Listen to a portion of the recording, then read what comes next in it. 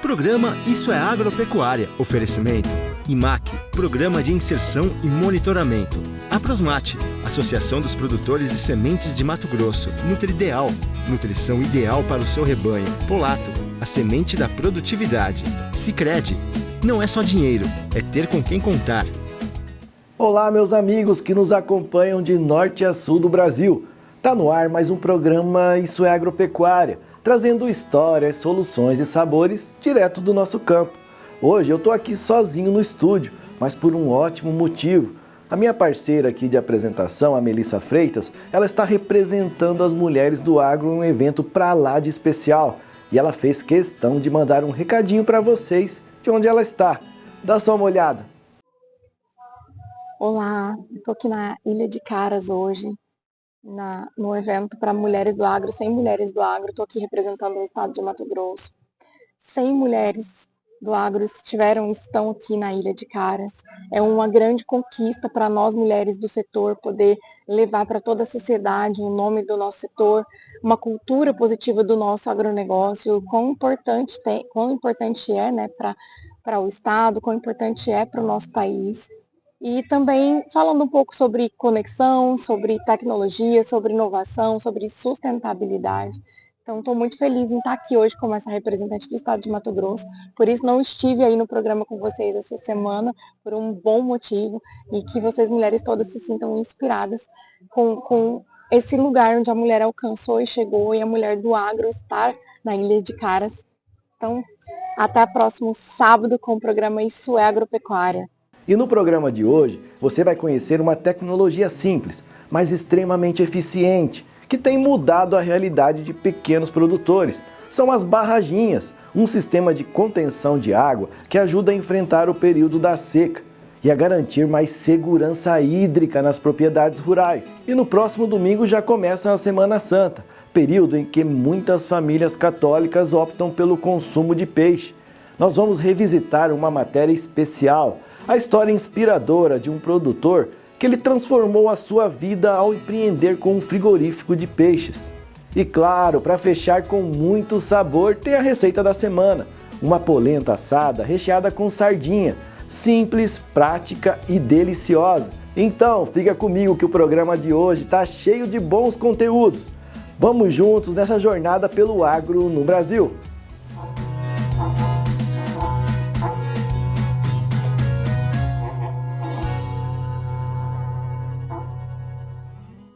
E a gente começa o programa de hoje com uma solução simples, mas que tem feito toda a diferença na vida de pequenos produtores. Você aí já ouviu falar em barraginhas? Elas são pequenas estruturas escavadas no solo, que ajudam a reter a água da chuva, evitando a erosão e garantindo reserva de água para os períodos mais secos. Nós fomos até uma propriedade onde essa técnica mudou a realidade da família. Dá só uma olhada.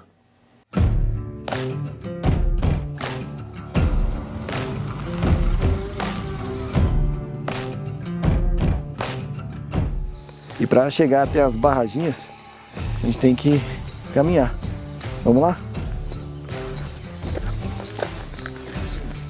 Estamos no município de Chapada dos Guimarães, em uma pequena propriedade rural que mudou a realidade graças às barraginhas. Antes, o produtor ele sofria com a seca e a falta de água. Hoje ele tem uma reserva importante que garante a produção de figos e de cana-de-açúcar, matéria-prima para doces e uma cachaça artesanal feita com muito orgulho. E para entender melhor como funciona essa tecnologia simples, mas poderosa, a gente conversa com o Wagner, responsável pelas vistorias nas áreas onde as barraginhas são construídas.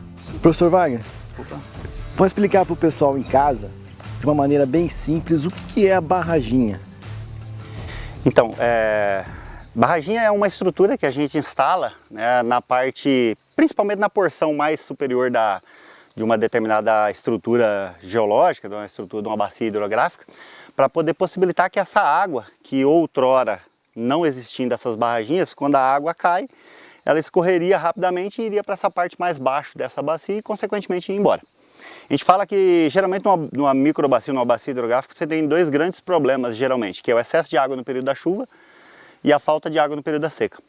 E a barraginha ela vem bem em cima disso, ela vem buscando evitar que ocorra esse processo. Por quê? Porque a partir do momento que ela é instalada, ocorre uma parada dessa água da chuva, dessa pluviosidade, naquele determinado local, possibilitando com isso que ocorra a infiltração, o abastecimento dos lençóis subterrâneos e ao mesmo tempo o abastecimento das nascentes que estão abaixo dessa estrutura durante todo o período do ano. Então você vai ter uma disponibilidade maior de água no período da seca e uma diminuição dessa água, né, do processo possível de alagamento no período da chuva, entendeu? Possibilitando também com isso que ocorra o combate ao processo erosivo, porque quando a água bate ela escorre rapidamente, ela acaba rasgando pequenas estruturas no solo, que são os pequenos sulcos, que podem aos poucos aumentar e chegar até num processo de formação de uma vossoroca, né, igual a gente vê em diversos locais, principalmente nessa região mais alta, né, das nascentes do Pantanal, onde o solo é extremamente arenoso. Não é o caso aqui da propriedade em que nós nos encontramos, que aqui tem uma boa quantidade de argila, inclusive, né, no solo, devido às características geológicas desse solo. Mas nessas regiões mais altas, normalmente elas têm, né, dada a formação delas, elas são mais arenosas e, consequentemente, a possibilidade de ocorrer esse processo erosivo acaba sendo maior. Então ela é uma ferramenta para diversas utilidades. É um processo de abastecimento, né, uma estrutura que abastece o lençol subterrâneo, que abastece as nascentes, que abastece os pequenos córregos, tá? Que por sua vez vai abastecer os córregos maiores e por sua vez vai possibilitar que tenha água lá no Pantanal, né, em maior quantidade do que aquilo que a gente está vendo, principalmente nesses últimos anos. Todos os anos, muitos pequenos produtores enfrentam o mesmo desafio, a falta de água na seca. Sem alternativa, recorrem a métodos tradicionais, como os poços artesianos, que além de caros, muitas vezes não resolvem o problema. Mas será que existe uma saída mais simples e eficiente? A gente foi atrás da resposta e perguntou qual a diferença entre as barraginhas e os poços artesianos. Quando você faz um poço, você busca o quê? Retirar a água que está nesse subsolo, né? Quando você faz uma barraginha, é o contrário, você está fazendo o quê? Você está parando a água pluvial, né, e possibilitando que essa água faça o quê? Infiltre no solo e, consequentemente, abasteça esse lençol subterrâneo. Então, eu diria até que você pode fazer um poço? Pode, sem ter problema nenhum, porque você vai estar tirando uma água de qualidade, uma água que já foi, de certa forma, tratada pelo processo, né, de filtragem que aconteceu nesse solo, mas desde que ele seja associado a essas barraginhas, porque as barraginhas possibilitam que a água que vai cair, ela possa infiltrar nesse solo e abastecer esse poço por mais tempo, né? Tem um local que é bem interessante, né, um dos primeiros locais que foi trabalhado barragem aqui na região do Mato Grosso, que foi ali na região da Serra do Mangaval, né, próximo de Cáceres, que o produtor, quando ele começou o processo de construção de barraginhas, a profundidade do poço, né, que ele tinha perfurado, né, a primeira nascente do poço dele, digamos assim, estava localizado a 92 metros de profundidade.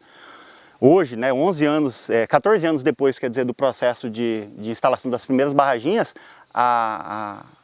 o local que está fluindo essa água dentro do poço já se encontra a 32 metros de profundidade. Então, quer dizer, ele elevou num local que não tinha, eu estou falando isso no alto de uma serra, no lugar onde não tinha nenhum tipo de corpo de água, ele está fazendo o quê? Ele está plantando água, ele está elevando esse nível do lençol subterrâneo e possibilitando que essa água esteja disponível para outras populações que não só ele naquele local. Então isso é uma coisa também que é interessante da barraginha. Quando um proprietário rural ele instala uma barraginha, ele não está instalando aquela barraginha apenas para ele, e sim para quê? Para toda uma sociedade que está no entorno. Isso é importante, você pensar nos outros, não só naquele local onde você se encontra.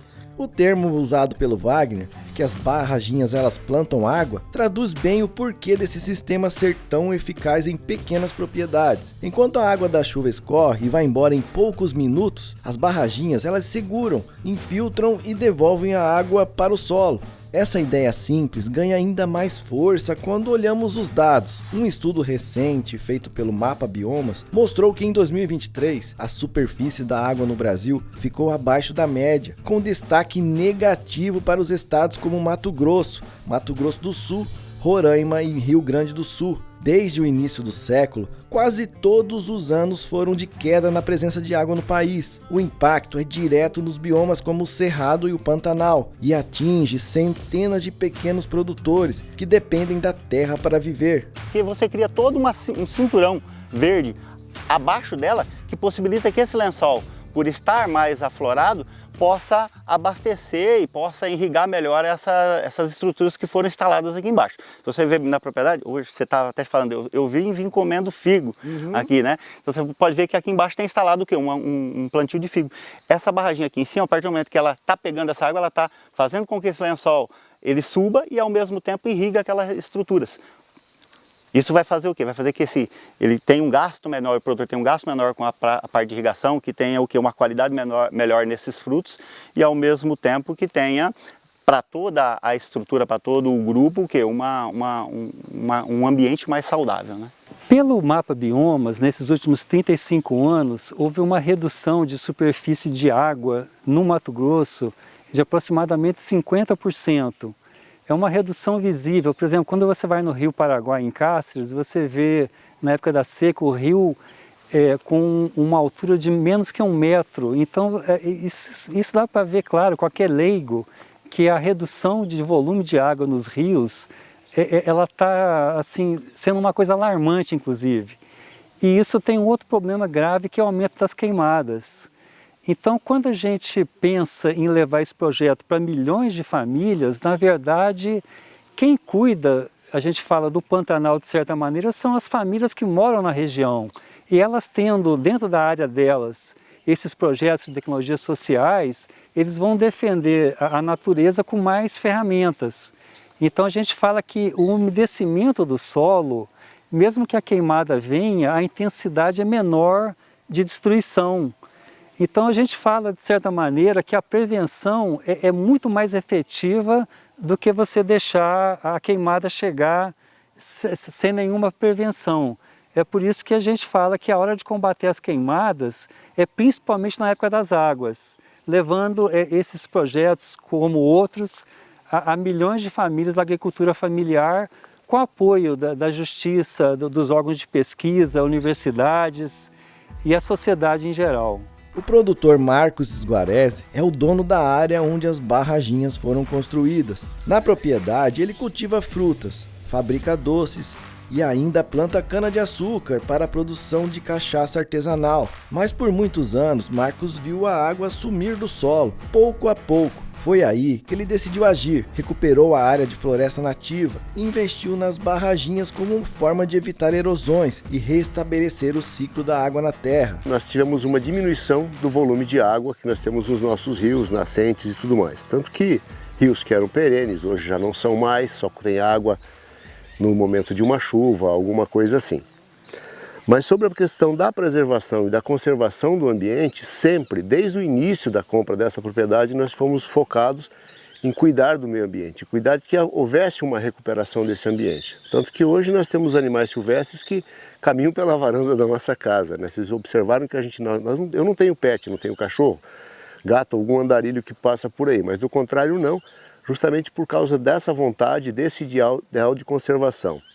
E água, sem água não há vida. Nós não temos como cuidar de nenhuma plantação e nem do meio ambiente se não tiver água, muito menos apagar um fogo, que é uma das coisas que nós temos feito também há mais de 40 anos aí nas Brigadas Voluntárias de Combate a Incêndios Florestais e que temos visto que ano após ano isso se intensifica, isso se torna cada vez mais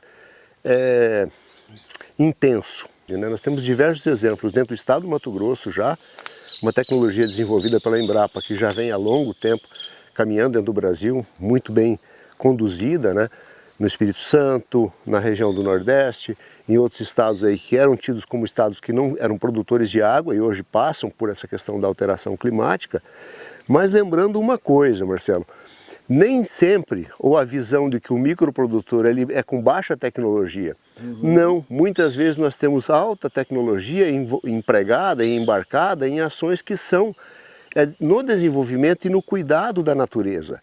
Então as pessoas às vezes confundem, tem muito mato nessa área, mas não entendem a tecnologia embarcada que está naquilo ali. Por que aquele material está ali, aquele material genético está ali, qual a função dele no solo?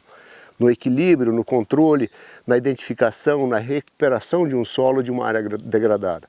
Então tecnologia, para nós, microprodutores, pequenos produtores, agricultores, que de fato produzimos aqueles alimentos que são maravilhosos de colocar na mesa, saborosos e tudo, não são alimentos plásticos, né, multiprocessados, essa é a nossa função e aí que nós contamos com essas parcerias, a universidade, o IF, que nos trazem também essas informações, a Embrapa.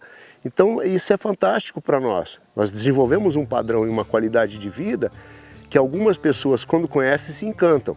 E é nesse caminho de soluções simples e inteligentes que entram as instituições de ensino, como a UFMT, com pesquisas, estudos e cursos voltados aos pequenos produtores. A universidade tem sido uma aliada importante no campo. A UFMT promoveu um curso de capacitação com mais de 30 pessoas de todo o estado, inclusive de comitês de bacias hidrográficas.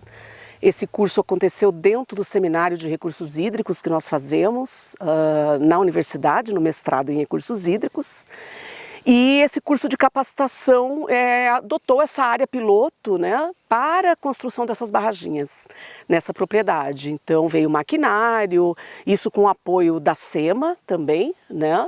E trouxe o especialista nessa área que construiu, que deu o curso também, toda a parte teórica e a prática na construção dessas barraginhas.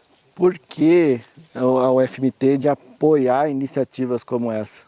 Então, a universidade pública, ela tem um papel muito importante, né, no seu papel social, né, e esse é um desenvolvimento de uma tecnologia social que nossos alunos do mestrado, da graduação, estudam e também desenvolvem e participam. Então, é uma contribuição da universidade pública federal, né, nesse sentido de incentivar esse tipo de tecnologia que é baseado é um serviço baseado na natureza, né, uma forma de manejo da água e tem tudo a ver com nossas linhas de pesquisa, com nossos trabalhos no mestrado em recursos hídricos da Universidade Federal de Mato Grosso. Cada vez mais, pequenos produtores estão buscando tecnologias que unem sustentabilidade ambiental e produtividade no campo. Com as barraginhas, eles conseguem algo essencial, uma fonte de água durável que faz a diferença no dia a dia da lavoura e da vida no campo. Uma solução simples, de baixo custo, que mostra que é possível produzir, preservar e prosperar, tudo ao mesmo tempo.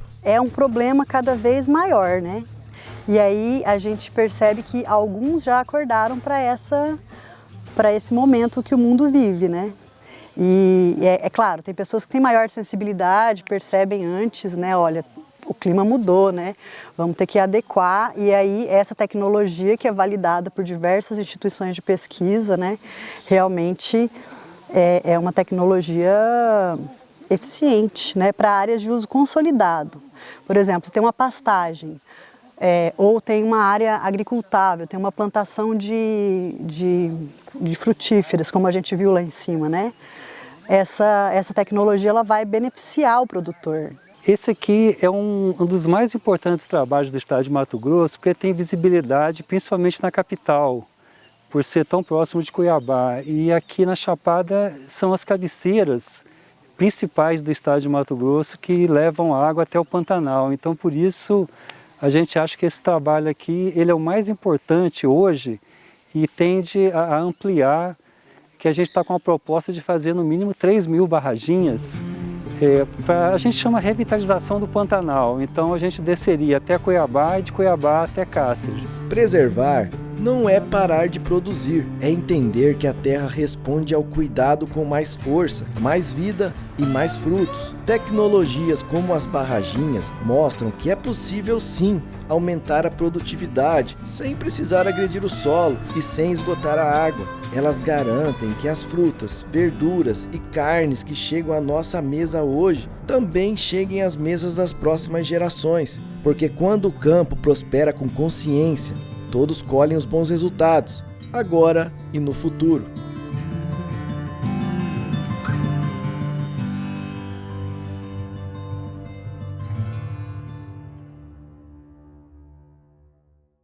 Muito bom ver como uma ideia tão acessível pode impactar tanto a vida do dia a dia de quem vive no campo. Água é vida e saber usar e guardar é essencial. Agora, se você quiser ver mais matérias como essa, já aproveita e segue o programa Isso é Agropecuária nas redes sociais e também lá no nosso YouTube. Lá tem conteúdo extra, bastidores, receitas e você ainda pode mandar uma mensagem pra gente. No próximo bloco vamos mostrar como o peixe ganhou espaço na mesa e também mudou a vida de um produtor rural. Não saia daí, a gente já volta.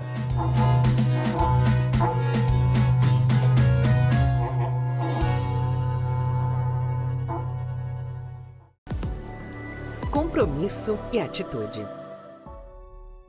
Comprometer-se com o futuro é plantar hoje a esperança para a superação de desafios. E é dentro desse contexto que a Aprosmate, Associação dos Produtores de Sementes de Mato Grosso, se posiciona como uma das mais importantes instituições do agronegócio brasileiro, consolidando sua posição no mercado, com respeito, seriedade e credibilidade. Aprosmate, do Mato Grosso para o Brasil e do Brasil para o mundo. Compromisso com o agronegócio. Somos aquilo que fazemos. Somos uma empresa que há mais de 20 anos está ao seu lado, pecuarista, para que você continue a fazer o seu melhor, alimentar famílias e desenvolver nosso país. Somos motivados por resultados. E o que nos define é justamente o nosso compromisso com você, que é nossa maior inspiração. Nutrideal, nutrição animal. Nutrição ideal para o seu rebanho.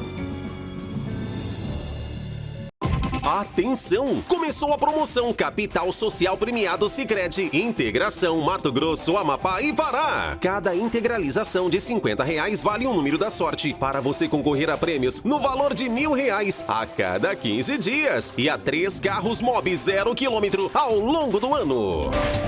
Capital Social Premiado Sicredi Integração Mato Grosso, Amapá e Pará. Você integraliza e a cooperativa se fortalece.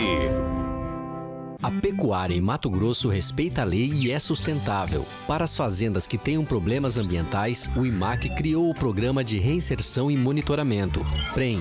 O PREM é uma plataforma que auxilia o produtor a retomar sua comercialização de animais com as indústrias frigoríficas em Mato Grosso. Um caminho que viabiliza o negócio dos produtores, dá segurança para as indústrias e preserva a natureza. Saiba mais em www.imac.agr.br.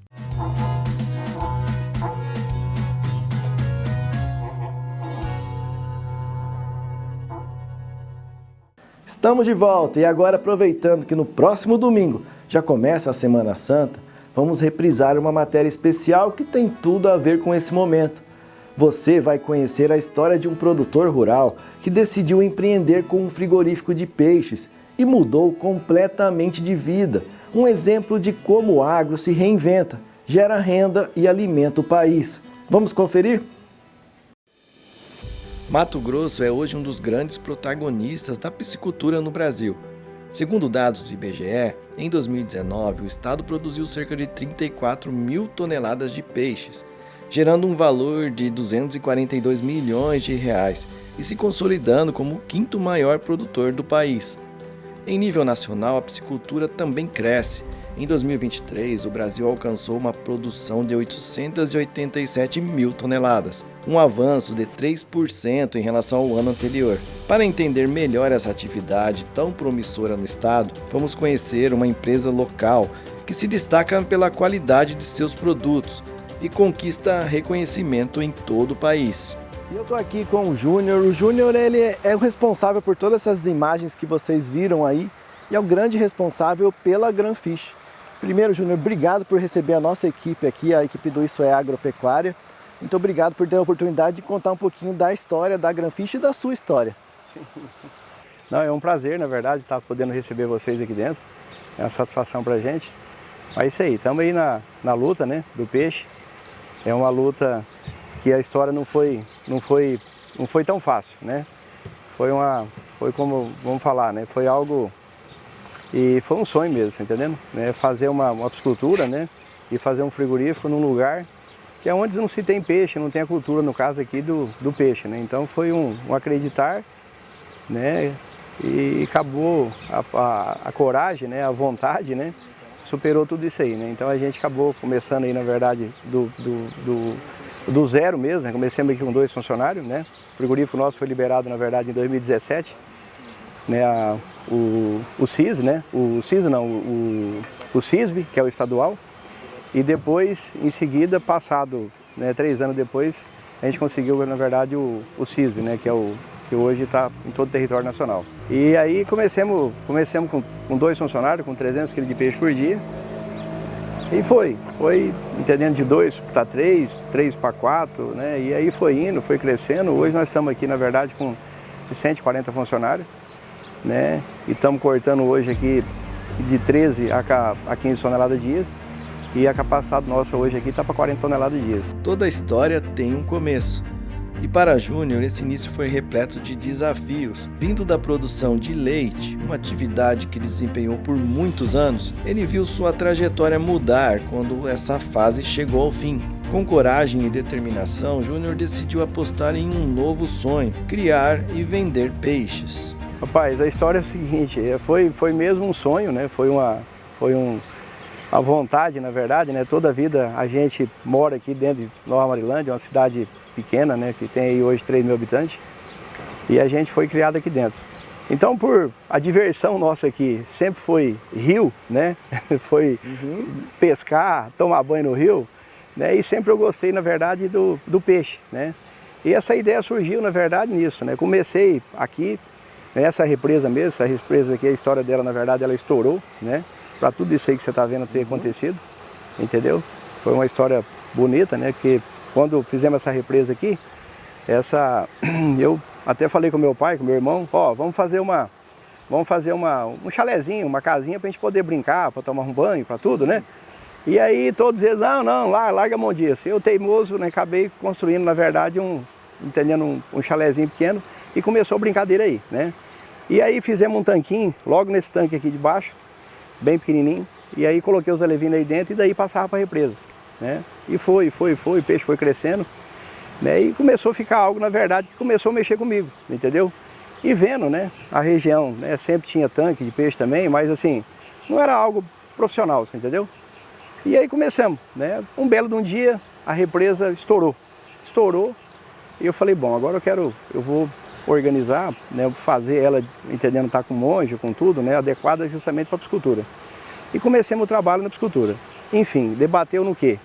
Um frigorífico, né, que não tinha um frigorífico para comprar.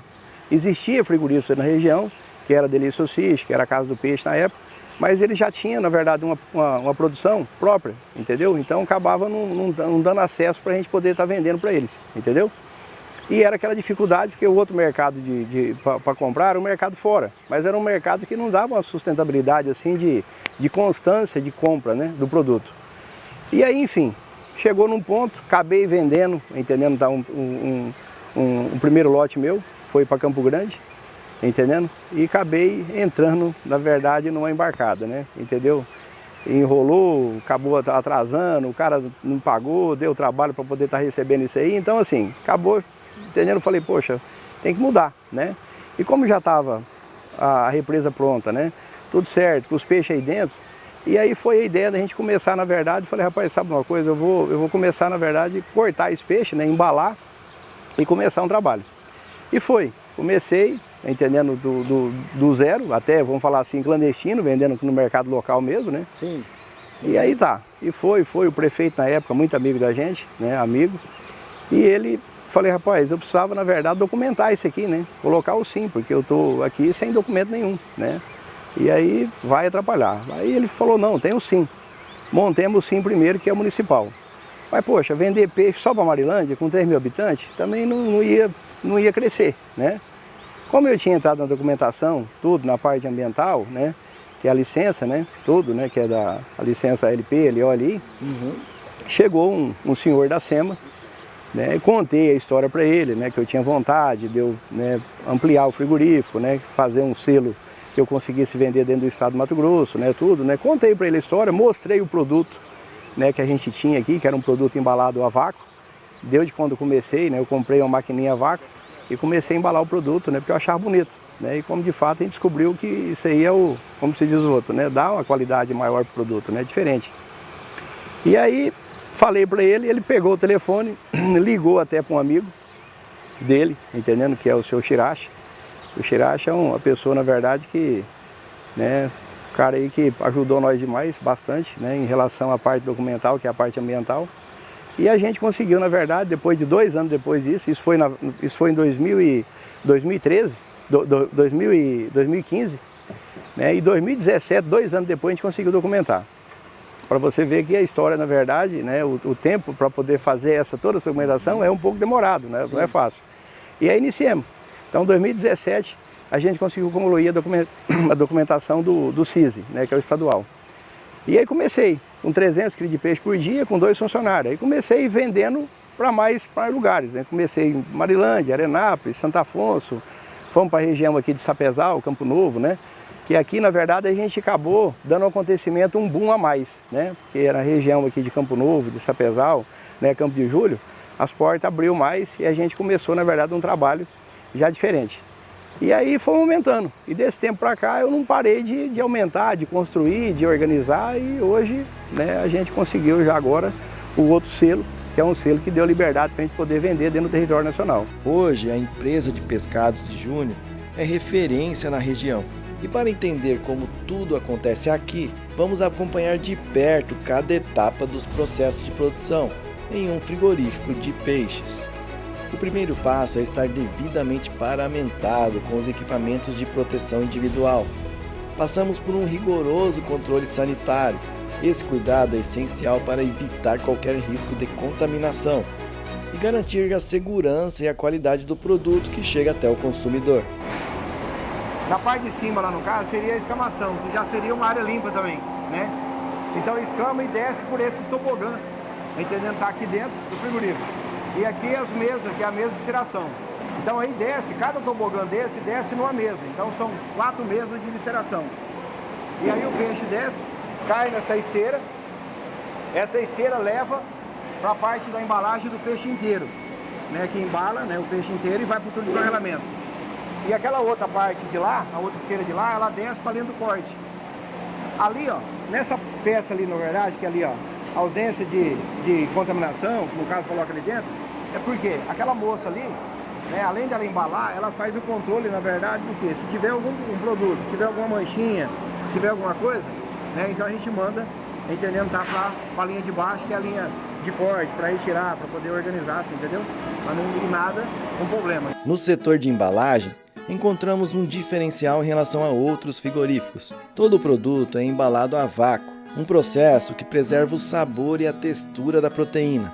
Só depois dessa etapa é que ele recebe uma segunda embalagem.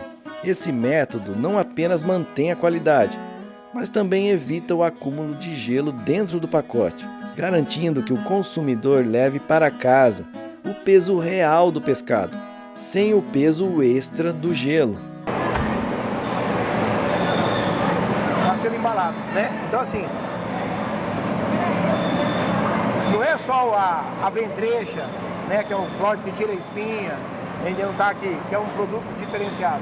Não, todos os cortes nossos, desde o corte mais simples, que é um corte comum, que é barato, esse produto, que é mais barato do que uma ventrecha, por mais seja um produto mais simples, um produto mais barato, mas a gente mantém a mesma qualidade. Então ele mantém o frescor dele igual. Ele não muda nada, porque eu mantive todo o que ele é, o líquido dele, está aqui dentro. Então ele volta a ser fresco de novo. Ah, é congelado. Não, não é congelado. Ele é congelado e vacado, ele congelado fresco, vaca ele fresco e depois para o congelamento. É diferente de você pegar um pacote de tilápia que você compra hoje, que ele é só no saquinho, entendeu? Fica cheio de gelo. Ele é só no saquinho, que ele fica só cheio de gelo, por quê? Porque dá o banho do aglacamento. Põe a um banho dele. Dá o aglacamento, então, certo? Agora aqui não. Aqui você está comprando realmente um produto vivo. Verdade. Outro grande diferencial é o trabalho com cortes porcionados. Esse processo garante que o consumidor leve para casa exatamente a parte do peixe que mais aprecia, evitando desperdícios e proporcionando muita praticidade na hora do preparo. A gente tem aquela balancinha lá, que é a balancinha de aferição, para saber se realmente está certo ou não. Então o que o cara está comprando é realmente o peso que a gente colocou na embalagem. Apesar de ser cuidadosamente embalado, o peixe segue para o congelamento imediato, um processo que assegura a preservação da sua qualidade e frescor. Essa etapa é fundamental para garantir que o produto chegue à casa do consumidor com o mesmo sabor e textura de um peixe fresco. Quanto tempo que o peixe fica aqui? Ele fica do dia para o outro. Um dia para o outro? Dia para o outro, só tira no outro dia. Entendi. Se mantém. Por isso que ele é comprido, ele é grande, né? E a gente são várias separação. né, que são 3 túneis. Eu estou fazendo mais um, 4 túneis. Esse faz, fecha, entendeu? Até encher toda a partilheira. Encheu tudo dia, no outro dia começa a tirar do primeiro. Aí vem tirando. Começa a tirar e a produção entra abastecendo de novo. Vai tirando, a produção entra abastecendo de novo. Entendi. Aí sai daqui, sobe, lá para as caixas lá em cima, né, que é a embalagem secundária, aí vai para a câmara de estocagem. Aí estoca, aí vai para a expedição. Com o peixe pronto para seguir até o supermercado, pode parecer que o processo chegou ao fim, mas engana-se quem pensa assim. Na verdade, tudo no peixe é aproveitado. As vísceras, guelras e até o sangue são destinados ao setor de graxaria, onde passam por processos específicos para serem transformados em óleo de peixe e farinha. Esses subprodutos são utilizados na produção de ração animal, oferecendo uma fonte de nutrição para cães e gatos. O que encontramos aqui vai muito além de peixes.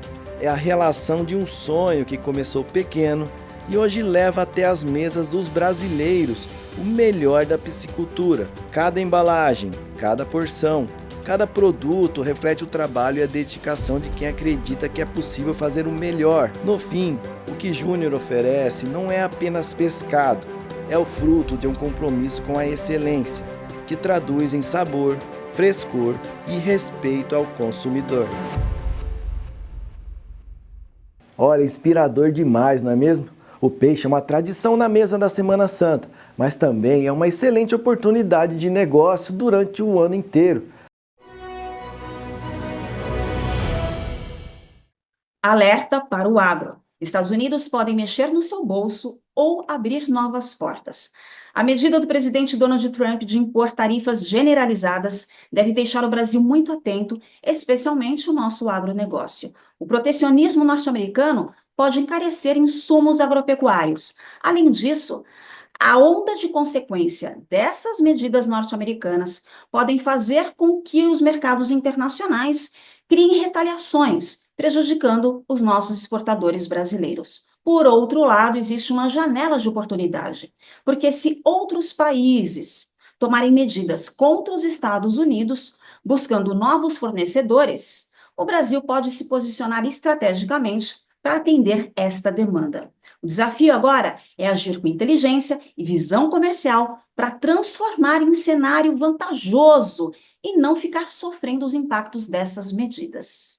O agro agora precisa estar muito preparado para lidar com essas novas dinâmicas globais. Pegou essa semente? Agora plante. E se você ainda não acompanha a gente nas redes sociais e no nosso canal do YouTube, corre lá, tem muita coisa boa te esperando. Conteúdo exclusivo, dicas e, claro, espaço para a sua participação também. E no próximo bloco, tá com fome aí? Porque olha, tem a receita da semana, uma polenta assada recheada com sardinha, fácil, gostosa e perfeita para esse período. Ó, a gente já volta, tá?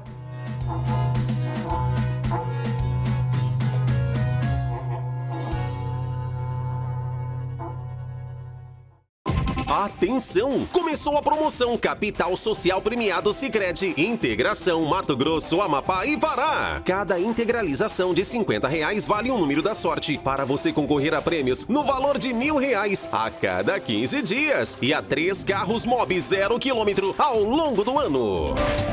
Capital Social Premiado Sicredi Integração Mato Grosso, Amapá e Pará. Você integraliza e a cooperativa se fortalece. Somos aquilo que fazemos. Somos uma empresa que há mais de 20 anos está ao seu lado, pecuarista, para que você continue a fazer o seu melhor, alimentar famílias e desenvolver nosso país. Somos motivados por resultados. E o que nos define é justamente o nosso compromisso com você, que é nossa maior inspiração. Nutrideal, nutrição animal. Nutrição ideal para o seu rebanho. A pecuária em Mato Grosso respeita a lei e é sustentável. Para as fazendas que tenham problemas ambientais, o IMAC criou o Programa de Reinserção e Monitoramento, PREM.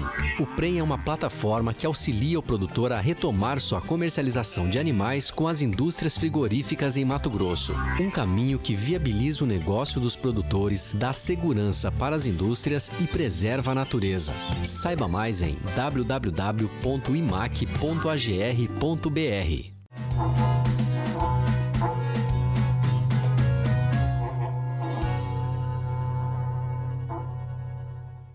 Chegamos ao último bloco e, como sempre, vamos fechar o programa com muito sabor.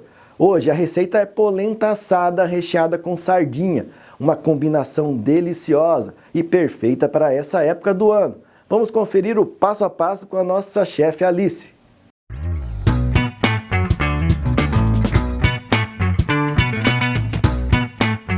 Oi gente, tudo bem?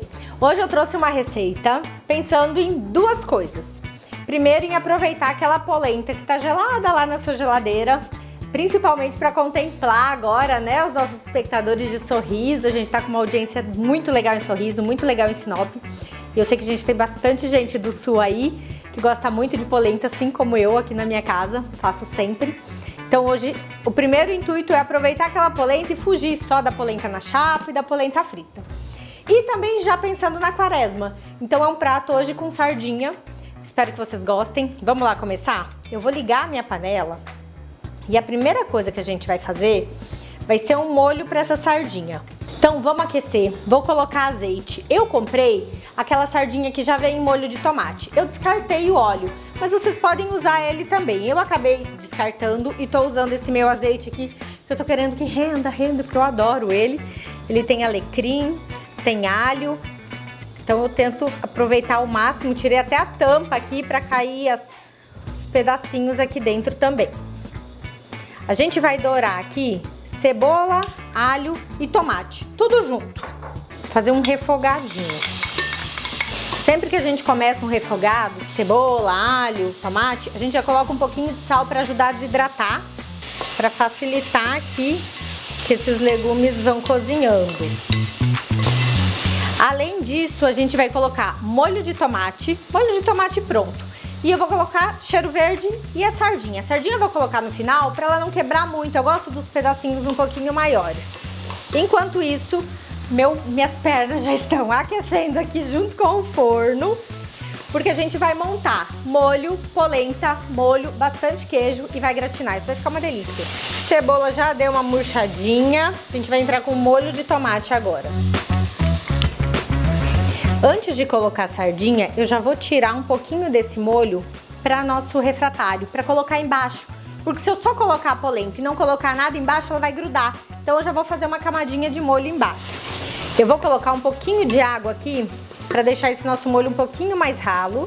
E eu já vou pegar um pouquinho dele e vou colocar no nosso refratário. Aqui eu já vou desligar. Deixa eu pegar um paninho, que essa minha frigideira é ótima para queimar a mão. E aí eu vou vir aqui e fazer uma caminha. Não é muita coisa, não, é só para não queimar o fundinho da nossa polenta. Agora eu venho com a sardinha. Vou pôr o cheiro verde primeiro, que eu quero mexer muito pouco essa sardinha. Quero que ela quebre super pouquinho. Essa polenta sobrou do almoço lá de casa, que nada te impede de fazer uma polenta fresquinha. Opa, aí a gente vai cortando e colocando aqui. Agora a gente vem com esse molho. Vamos finalizar aqui com fatia de mussarela. Sejam generosos. Tá muito fina essa minha fatia de mussarela, então dá pra caprichar. E aí a gente vem com parmesão, porque o que a mussarela derrete, ele vem com crosta. Então acho que fica uma combinação excelente. E aí forno, mas é forno assim, gente? Do jeito que tá a temperatura do meu aqui, pegando fogo, dourador ligado, 5 minutos. Passados esses 5 minutinhos de fogo, forno muito quente. Eu já falei pra vocês que eu amo um forno, né? Meu Deus do céu. Coisa mais linda isso aqui, gente.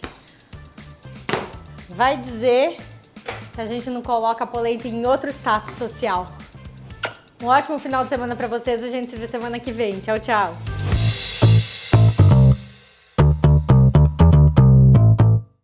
Muito fácil, né? E olha, fica uma delícia. Uma receita simples, acessível e cheia de sabor. Direto do agro para sua mesa. E assim, gente, a gente termina mais esse episódio do programa Isso é Agropecuária. Eu agradeço muito a sua companhia e te convido para mais uma vez seguir lá nossas redes sociais e o nosso canal do YouTube. Compartilha, comenta, manda sua sugestão. Esse espaço também é seu. Um grande abraço e até o próximo programa. Tchau! Programa Isso é Agropecuária. Oferecimento IMAC, Programa de Inserção e Monitoramento. Aprosmate, Associação dos Produtores de Sementes de Mato Grosso. Nutrideal, nutrição ideal para o seu rebanho. Polato, a semente da produtividade. Sicredi, não é só dinheiro, é ter com quem contar.